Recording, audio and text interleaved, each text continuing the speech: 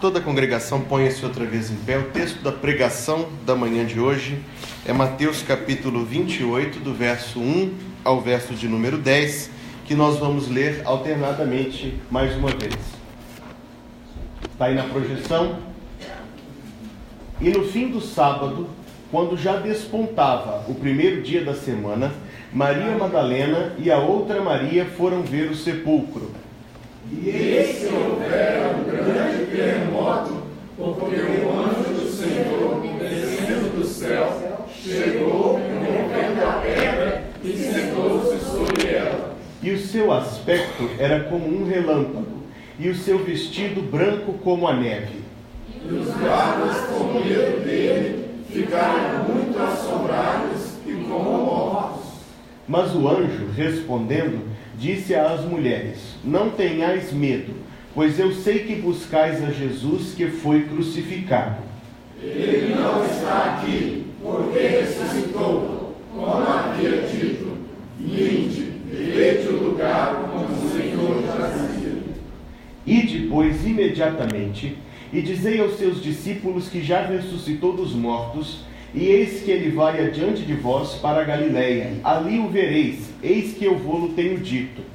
E saindo elas preciosamente do sepulcro, com temor e grande alegria, correram a anunciá-lo aos seus discípulos. E saindo elas, eis que Jesus lhes sai ao encontro, dizendo: eu vos saúdo. E elas, chegando, abraçaram os seus pés e o adoraram. Então Jesus disse-lhes: não temais, ide dizer a meus irmãos que vão a Galileia e lá verão. E nós dizemos: Amém. E amém. Amanhã. Glória a Deus por isso, irmãos. Obrigado, Josimar, por essa participação. Sim, nós vamos cantar no culto da noite. Hoje de manhã eu quero falar com os irmãos sobre algumas coisas que a ressurreição de Jesus Cristo significa para nós, usando 3 expressões que o texto bíblico usa, mas tem uma inicial que chama a minha atenção.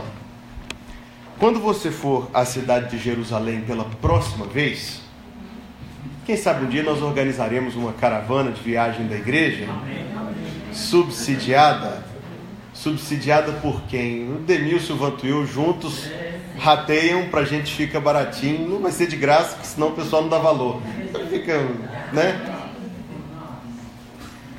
Você vai descobrir, eu ainda não tive o prazer de conhecer a cidade de Jerusalém, mas descobriremos, por assim dizer, nós descobriremos que existem na cidade de Jerusalém 2 lugares. Escute bem, existem na cidade de Jerusalém 2 lugares onde se crê que é possível ter acontecido a ressurreição de Jesus. Isso é compreensível, irmãos, porque 2000 anos não são 2 anos. E é muito possível uma cidade onde tantas guerras já aconteceram, tantas invasões, uma cidade que já foi destruída tantas vezes, como Jerusalém já foi, que as coisas se percam, os lugares, os referenciais. Um lugar onde se crê é o lugar preservado pela Igreja Católica Romana e pela Igreja Grega, chamada a Igreja do Santo Sepulcro. E você já ouviu falar dela. A Igreja do Santo Sepulcro, para os cristãos romanos e para os cristãos gregos, é o lugar onde aconteceu de fato a ressurreição. Há um fenômeno que acontece lá. Outra vez eu digo para os irmãos, eu nunca fui lá, eu nunca vi isso acontecer, só já ouvi falar e já vi foto. Que algumas Páscoas, não são todas, mas algumas Páscoas acontece de algumas luzes extraordinárias e inexplicáveis brilharem no lugar onde eles afirmam ser o sepulcro de Jesus Cristo. O Monte Calvário, os lugares ao redor do sepulcro, teriam sido derrubados por ordem do imperador Constantino e da imperatriz Irene para construir a igreja chamada do Santo Sepulcro. Há um segundo lugar, esse é o lugar de maior afeição dos evangélicos, dos protestantes e dos batistas, chamado o Jardim do Sepulcro. Foi descoberto, ou pelo menos designado como possível lugar da ressurreição, no final do século XIX. É um pedaço de terra onde ficava, por incrível que pareça, o lixão da cidade de Jerusalém. mas os arqueólogos protestantes creem que lá teria sido o lugar onde a ressurreição aconteceu. É uma terra que pertence àqueles metros quadrados, é propriedade da família real inglesa, da Rainha Elizabeth, aberto à visitação das pessoas. E digo, é onde os evangélicos, os protestantes, os batistas mais identificam como possível lugar da ressurreição, e aquele que você já viu fotos, porque ele é bem característico com aquilo que a Bíblia mostra para nós. Um sepulcro com a pedra de rolar, a plaquinha de madeira, você sabe o que diz lá? Ele não está aqui. Quem já foi ao lugar diz que a emoção é tremenda, porque você entra onde teria sido, e provavelmente foi, o verdadeiro sepulcro em que Jesus Cristo esteve. Mas quando você olha, não pode entrar, mas quando você olha, você vê que ele está vazio, e a placa diz: ele não está aqui. Me parece muito estranho fazer culto num lugar onde se diz que Deus não está.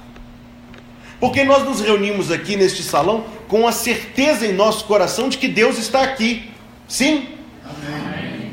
Cremos que Deus está aqui, cremos que prestamos culto na presença de Deus. É muito estranho, na minha opinião, prestar culto num lugar onde se diz, e tem uma placa escrita: ele não está aqui. Percebo rapidamente, como você já percebeu, que não é o lugar geográfico, aquele ponto do mundo que seria um lugar separado da presença de Deus. Não, a morte é o lugar onde Deus não está, ou especificamente buscar Jesus Cristo entre os mortos. Depara-se sempre com a resposta: ele não está aqui, ele ressuscitou. Que fenômeno impressionante, irmãos, que fenômeno impressionante. Pregando nesse domingo aos irmãos dos últimos anos, numa das mensagens eu já dediquei e debrucei com os irmãos sobre algumas razões porque nós cremos que é impressionante, tremendo e ao mesmo tempo racional e razoável crer na ressurreição de Jesus Cristo. Foi quando eu comparei, ou na verdade conversei com os irmãos sobre algumas razões e evidências dessa ressurreição. Seria muito comum reduzir, e é no mundo que nós vivemos muito comum, reduzir a ressurreição de Jesus Cristo à superstição de algumas pessoas camponesas que não conheciam nada de nada do mundo. Mas nós logo encontramos que esse milagre, absolutamente fora do comum, todo mundo conhece alguém que já morreu, mas ninguém aqui conhece alguém que ressuscitou. Esse milagre absolutamente fora do comum é o que faz a nossa fé ter a sua pujança e a sua força e a esperança arrojada que nós temos em Jesus Cristo. Pelo fato de que realmente as pessoas não ressuscitam, mas Jesus Cristo ressuscitou. Veja que, isso também é importante comparar, que as religiões antigas eram decididas pelos governantes e obedecidas pela população. O rei falava: o povo vai seguir tal religião, e que o povo não tinha muita escolha, tinha que seguir o caminho que o rei apontava, mesmo que forçado a isso. O cristianismo, contrário, por assim dizer, ilegal, expandiu pelo mundo inteiro com uma força que em poucos anos, em menos de 30 anos de que Jesus Cristo tinha ressuscitado, o cristianismo já estava em todas as principais cidades do mundo daquele tempo. É muito diferente o cristianismo. E quando alguém diz para mim assim: ah, pastor, todas as religiões são iguais, eu digo para a pessoa: você obviamente conhece muito pouco de religiões. Se tem uma coisa que não tem nada de igual, são as religiões. Ah, todas elas querem o bem, a paz, conversa fiada. Não existe nada disso. Vá ler o livro dos muçulmanos para você ver se eles querem a paz. Vá comparar o cristianismo, uma religião em que é possível a pessoa conhecer pessoalmente o Deus em quem crê, com qualquer outra religião mística do Oriente, em que a pessoa vai sumindo aos poucos até deixar de existir. Não existe nada de igual entre as religiões. E digo mais aos irmãos dessa manhã: o Evangelho está acima de toda formulação religiosa humana, porque tem vida. E esse é o seu testemunho, esse é o seu diferencial. Há 3 expressões, porém, no texto que chamam a minha atenção. Por assim usar essa expressão, os 3 mandamentos. Os 3 mandamentos da manhã da ressurreição. O primeiro deles, o anjo diz às mulheres assim: ele não está aqui, mas ressuscitou. Vinde ver o lugar. Vinde ver. Seria então de os irmãos saírem daqui e ir até o aeroporto de Confins. Divertido. De Confins você pega um avião até o Rio de Janeiro ou São Paulo, Congonhas. Para de Congonhas pegar um voo. Você pode sair de Congonhas e fazer escala em Frankfurt, na Alemanha, ou Dubai. Os 2 lugares são bacanas, pode escolher. Dubai, Priscila. De Dubai você vai sair para Tel Aviv, que é a capital política do país Israel, e de lá não há aeroporto em Jerusalém. Você tem que ir de ônibus ou de carro até a cidade de Jerusalém, e lá você vai, é uma cidade grande, viu gente? Você vai ter que se informar para poder chegar ao sepulcro. Não é isso que o anjo quer dizer. Quando o anjo diz, vinde ver, quando ele diz a mim, quando ele diz a cada um de nós na manhã de hoje, vinde ver, é que nós podemos saber que Jesus Cristo, nosso Senhor, está vivo, e nós podemos encontrar o mesmo poder e clareza e esperança e segurança, e nós podemos encontrar a mesma realidade no nosso coração, saber, crer, e isso fazer uma tremenda diferença em nossa vida, que Jesus Cristo está vivo.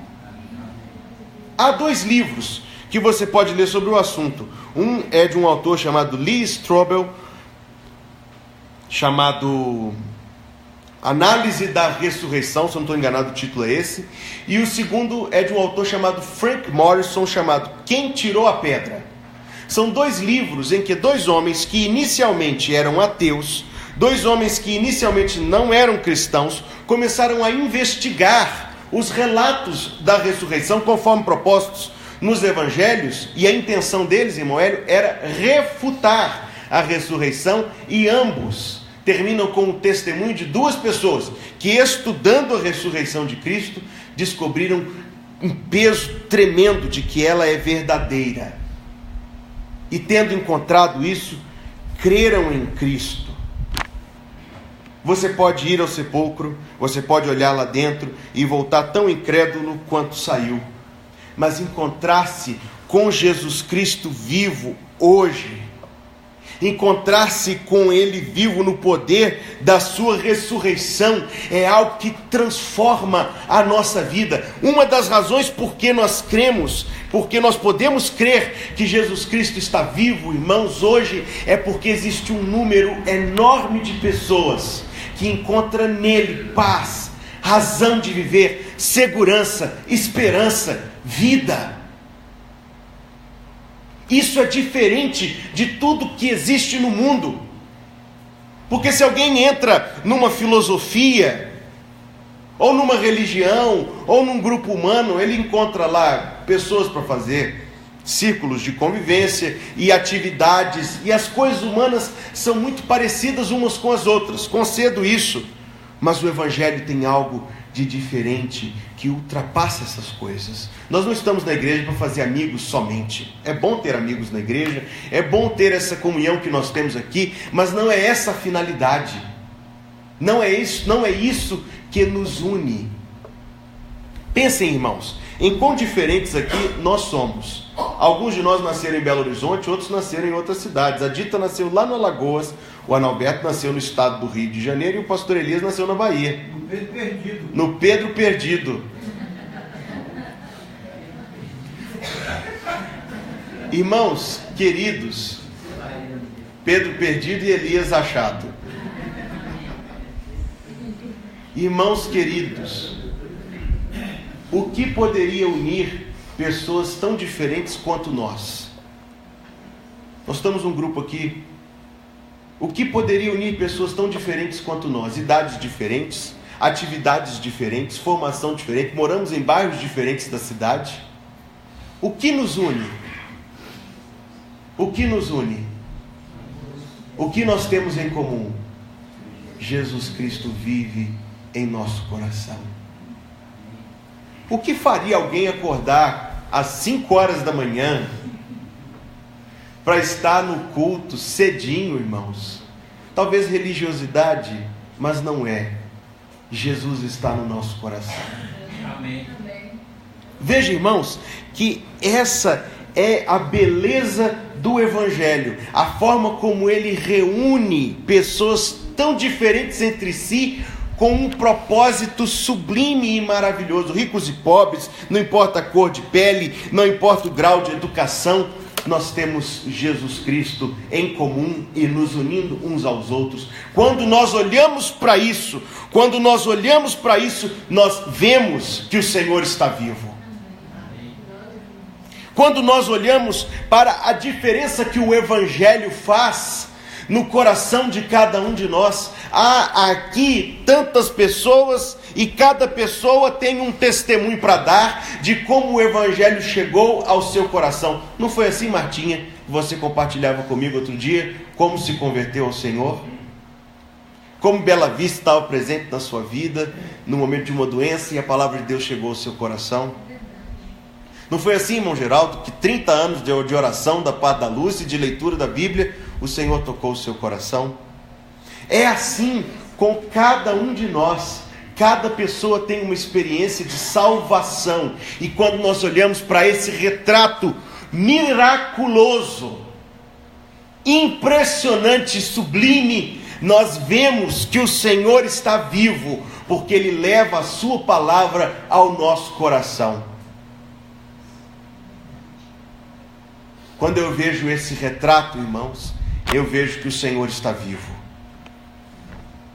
Quando eu vejo um crente, por difíceis que sejam as suas condições, por limitadas que sejam as suas circunstâncias, se empenhar com amor, com dedicação na causa do Senhor, a gente vê que Jesus está vivo.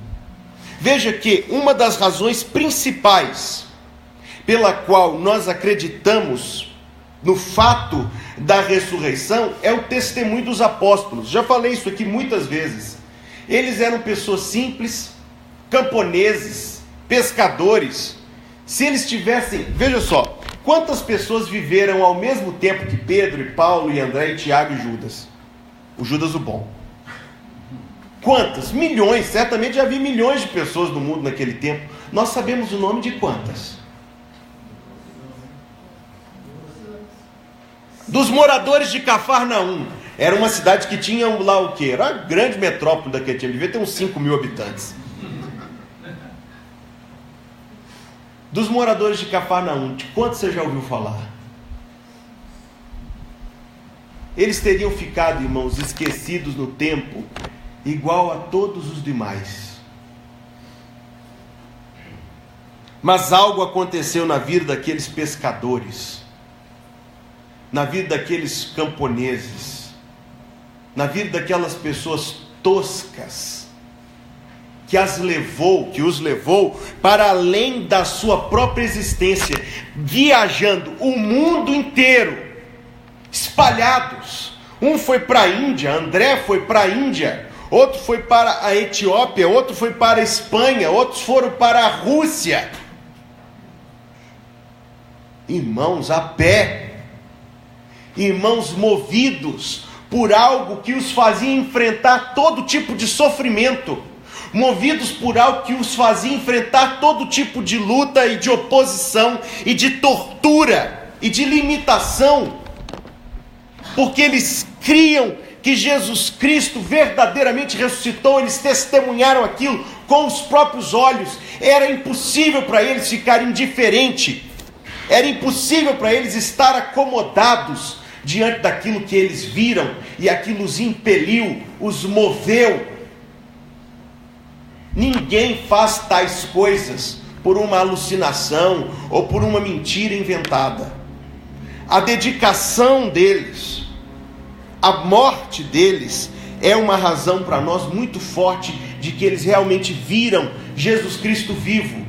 E igualmente, o empenho dos crentes, a sinceridade dos crentes no tempo de hoje, em que seria tão mais cômodo nós não sermos crentes, em que nossa vida usufruiria de tantos confortos que esse mundo tem para oferecer, este empenho, o empenho em evangelizar, o empenho em nos envolvermos com esta nossa igreja, é razão também para crer que Jesus está vivo. O anjo diz: vinde ver, e quando nós olhamos estas coisas, nós vemos, como cantamos, que Jesus agora vivo está. Esta igreja nossa é um monumento da ressurreição, não o prédio, mas as pedras vivas das quais Pedro fala na sua primeira carta. Edificam nossas vidas transformadas, nossas vidas consagradas, nossas vidas empenhadas, edificam um monumento à ressurreição de Jesus Cristo, e não somente um monumento, porque o monumento não tem utilidade nenhuma, mas um instrumento da ressurreição de Jesus Cristo.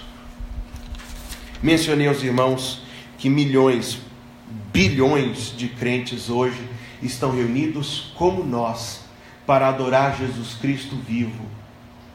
Milhões, bilhões de crentes como nós despontaram vendo o sol brilhar e se levantando sobre o mundo para dizer outra vez: ele não está aqui, mas ressuscitou. Essa cena mundial nos enternece o coração e faz ver que ele está vivo sim. Eu tenho um amigo no Facebook. Facebook não é de todo ruim, viu, gente? Eu tenho um amigo no Facebook, o nome dele é Josh Williamson. Ele trabalha como evangelista, e nós sabemos que a Austrália é um dos países em que existe maior resistência ao evangelho hoje, extremamente secularizado, muitas igrejas fechando. Pois esse rapaz, toda vez que eu vejo os posts dele no Facebook, Pastor Elias, eu fico emocionado, porque ele é sustentado por uma igreja como evangelista de tempo integral. Então todo dia ele posta o trabalho que ele fez. Ele vai às estações de metrô, ele vai ao mercado, ele sai nas ruas e monta uma banca distribuindo bíblias, folhetos, evangelizando as pessoas, e no final do dia ele compartilha. Hoje nós entregamos 30 bíblias, 40 bíblias, nós conversamos com tantas pessoas, e ele coloca: peço oração por fulano e fulano e fulano e fulano, com quem eu conversei, que eu vi que o coração se sensibilizou pelo evangelho. Isso, eu repito, num país extremamente secularizado, o interesse pelo evangelho caindo cada vez mais, as igrejas fechando. É um retrato, irmãos, é um retrato de que o nosso mundo realmente, o tempo em que nós vivemos, secularizado, resistente ao evangelho, mas a luz do evangelho não se apagará. A igreja do Senhor continuará militando até que ele venha, falando da salvação em Jesus Cristo. Amém. Esta igreja, Deus não quis que ela fechasse as suas portas. Deus a manteve, e a luz que Deus aqui tem acesa, o mundo não apagará. Amém. Nós estamos aqui, e a luz do evangelho brilha aqui, para que todos possam vir e ver que o Senhor vive. Amém. Esta é a primeira mensagem: vinde ver, simples assim. Quando nós olhamos para as pessoas perto de nós, nós vemos que o Senhor está vivo. Quando nós olhamos para a conversão de cada um dos irmãos aqui, nós vemos que o Senhor está vivo. Quando nós vemos os crentes trabalhando com sinceridade, irmãos, nós vemos que o Senhor está vivo. Ele vive, Ele vive. Glória a Deus, Ele vive.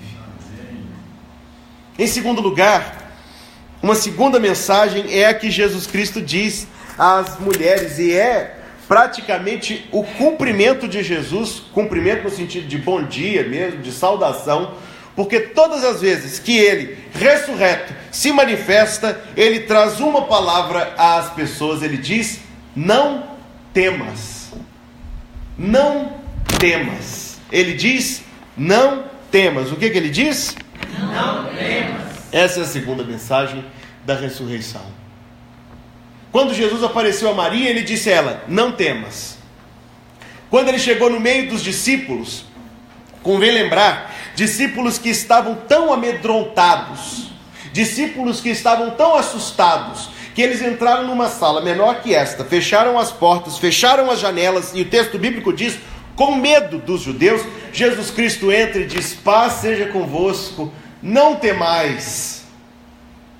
Alguns anos depois, quando Jesus Cristo se aproximou do evangelista João, ele já com quase 100 anos de idade, e o texto bíblico de Apocalipse, capítulo 1, nos diz que ele caiu no chão como morto. Jesus pôs sobre ele a sua mão direita, e você já sabe o que ele disse: não temas.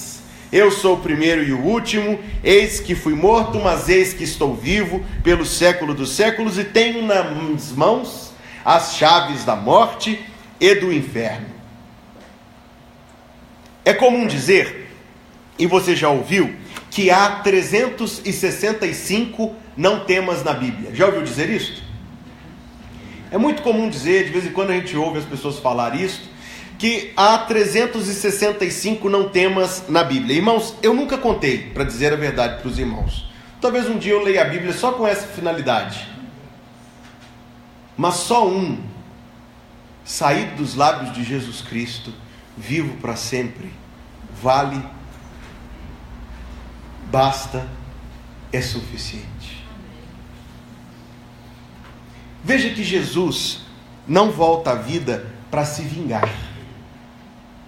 Quantas pessoas têm no seu coração a sede, triste sede e insatisfatória sede de vingança, que dada a oportunidade dariam o troco às pessoas. Isso está presente no mundo ao nosso redor. São as pessoas que dizem: eu não levo desaforo para casa. Jesus levou. Eu não, comigo é bateu, levou. Com Cristo não era assim. Eu não vejo Jesus se levantar dentre os mortos, espada na mão, e falando assim: chama aí Pilatos e Caifás e Anás, que está na hora deles. Não. Eu não vejo Jesus Cristo se levantar dentre os mortos para viver uma vida interesseira, uma vida centrada apenas em si. Eu vejo Jesus Cristo erguido dentre os mortos, indo aos mais fracos, indo aos seus irmãos amedrontados. Eu vejo Jesus Cristo indo àqueles de coração partido pela sua morte, se apresentando vivo diante deles e falando: não temas. A ressurreição nos fala do seu poder, sim. Ela nos fala da sua exaltação, sim. Ela nos fala da sua glória, sim. Mas ela nos dá uma coragem de vida, irmãos, diária. Porque Jesus Cristo se aproxima de nós crentes e fala: não temas. Você se lembra daqueles primeiros cristãos que, por causa da sua fé, enfrentavam a morte com uma coragem absolutamente fora do comum? Enfrentavam a morte com calma, enfrentavam a tortura e o martírio em paz. E os relatos são impressionantes, porque eles morriam cantando. O que dá tal sentimento ao coração de alguém? O que pode tirar esse medo tão terrível, medo de morrer? Nós não temos medo de morrer. Nós sabemos o que há para nós depois. O que é que nós vamos temer, irmãos? Nós vamos temer que as pessoas nos façam mal? Ele diz assim: eis que eu estou convosco todos os dias até a consumação dos séculos. O que nós vamos temer? Vamos temer que a vida seja difícil para nós? Bem, isso aí você não precisa nem de temer, pode se preparar, porque será. Nós vamos temer a doença quando ela está nas mãos de Cristo? Nós vamos temer a violência do mundo quando Jesus Cristo diz: eis que tenho nas mãos as chaves da morte e do inferno? O que nós vamos temer, irmãos? O diabo e os seus demônios quando Jesus Cristo já triunfou sobre eles, a mensagem da ressurreição para nós, irmãos, é esta: não temas. O que há no seu coração, meu irmão e minha irmã? Qual é a preocupação que pesa sobre a sua mente, sobre o seu coração hoje? A tristeza, a dúvida inquietante? Não temas. Há preocupações com relação a prover isso, a resolver aquilo? Não temas. Pressões do dia a dia? Não temas. Doença? Não temas. O que mais, irmão? O que mais, irmã? Não temas. Jesus vivo se põe junto de nós e nos diz: não temas. Que bênção, irmãos. Que coisa sublime. Que coisa absolutamente triunfante e singular. Jesus Cristo nos diz: não temas. É interessante como a Bíblia está cheia de triunfo e de vitória, porque o apóstolo Paulo falou: quem nos separará do amor de Cristo? A tribulação, a nudez, fome, perigo, espada? Eu estou bem certo, ele diz, de que nem a morte, nem a vida, nem os anjos, nem os demônios, nem as coisas do presente, nem do porvir, nem a altura, nem a profundidade, nem qualquer outra criatura poderá nos separar do amor de Deus que está em Cristo Jesus. Amém. Não temas. Onde está, ó morte, esse texto é de Páscoa, a tua vitória? Onde está, ó inferno, o teu aguilhão? Graças a Deus, 1 Coríntios 15, 57, graças a Deus que nos dá a vitória por Jesus Cristo, nosso Senhor. Vamos dizer esse versículo?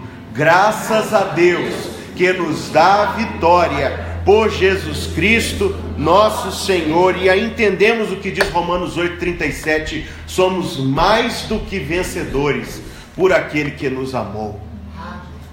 Sabe o que a ressurreição diz, irmãos? Não temas.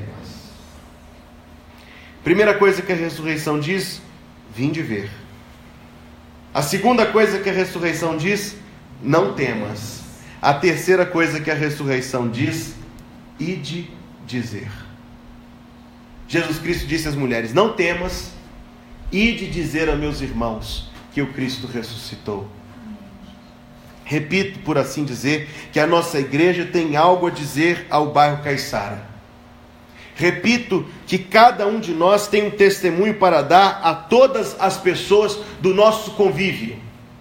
Repito, irmãos, que há uma mensagem posta dentro do coração de todo cristão e que nós a cantávamos: Jesus, Jesus agora vivo está, comigo vai em meu viver, jamais me deixará. Jesus, Jesus meus erros perdoou, eu sei que vive o Redentor, Jesus ressuscitou.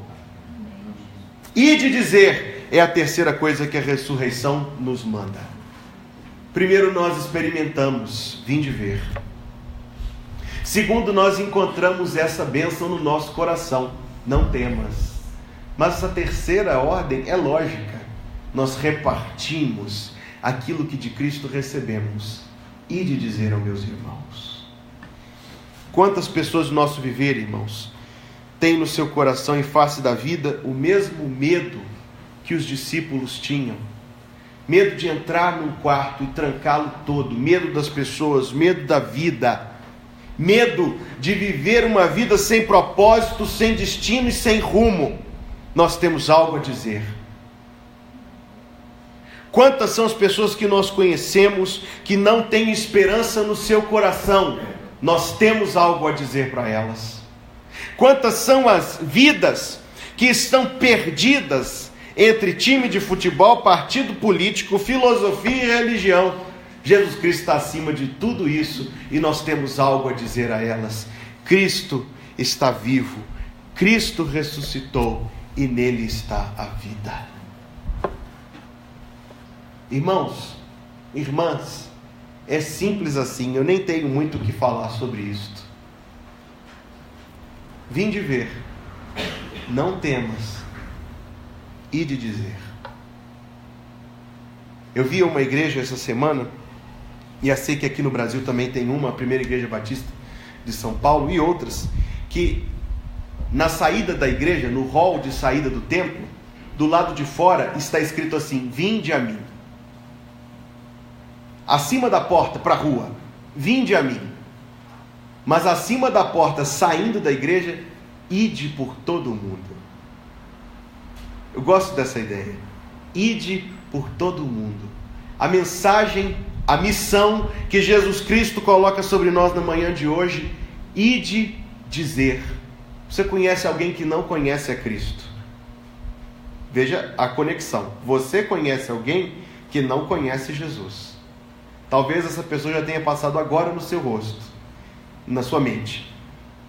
Ide dizer que Cristo já ressuscitou.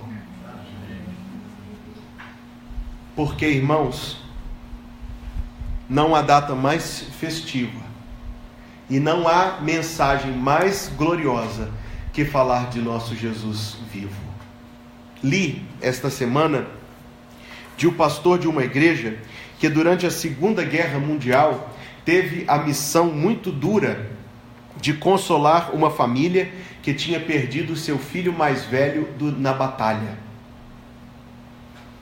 A família tinha recebido do governo um telegrama que informava que o seu filho tinha sido morto em batalha e o corpo tinha desaparecido.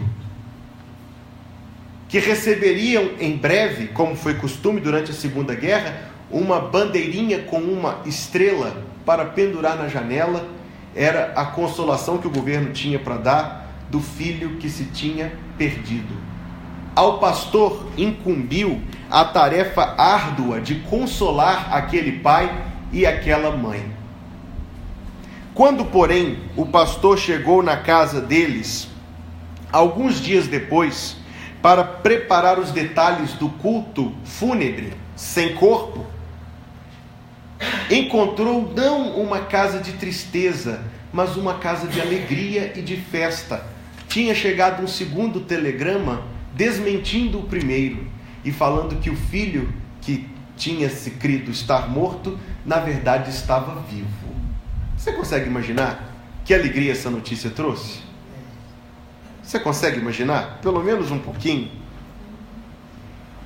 Multiplicada 1000 vezes, multiplicada milhões de vezes.